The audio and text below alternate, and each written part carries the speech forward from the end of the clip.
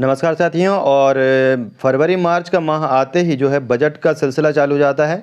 तो वहीं जो नागरिक हैं और नौकरी पेशा हैं वे भी बजट से आस लेकर के जुड़ जाते हैं। और इस बजट में जो है नौकरी पेशा लोगों को काफ़ी जो है वो खुशखबरी मिल सकती है। तो क्या है जानकारी देख लेते हैं कि नौकरी चाहने वाले लोगों को आम बजट में बदलावों से लाभ मिलने की उम्मीद है।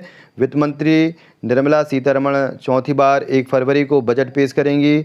हर साल की तरह अर्थव्यवस्था के अलग अलग सेक्टर्स आगामी बजट से बहुत उम्मीदें हैं। कृषि से लेकर के रियल एस्टेट तक सभी सेक्टर्स इस बजट से बेनिफिट मिलने की संभावना है। नौकरी पेशा करने वाले भी वित्त मंत्री से इस बार टैक्स छूट की सीमा बढ़ाने की उम्मीद कर रहे हैं। इन्हें इस साल कर छूट की सीमा कुछ बढ़ोतरी करने की उम्मीद है। तो अभी तक के जो आय है वो 2.5 लाख तक के टैक्स फ्री होती है, जिसे 3 लाख बढ़ाने की उम्मीद है। तो बढ़ सकती है 3 लाख रुपए तक की कर सीमा। मौजूदा टैक्स छूट की सीमा 2.5 लाख रुपए है और यह पिछले 8 वर्षों से समान है। टैक्स पेयर टैक्स छूट को 2.5 लाख रुपए से बढ़ाकर 5 लाख रुपए करने की मांग कर रहे हैं।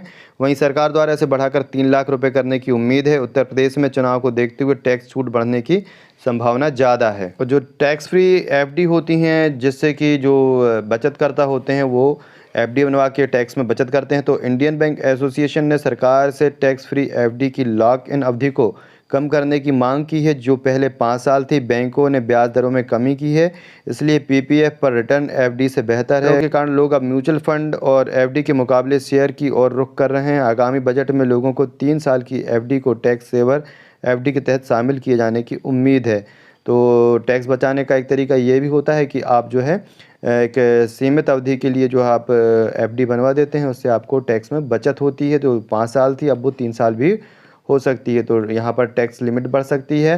दूसरा, एफडी की जो लिमिट है वो समय अवधि है वो घट सकती है। तो इस प्रकार की जानकारी, कर्मचारियों से जुड़ी हुई जानकारी, शिक्षा विभाग से जुड़ी हुई जानकारी के लिए चैनल को सब्सक्राइब कर लें। वीडियो को लाइक शेयर करना ना भूलें। धन्यवाद।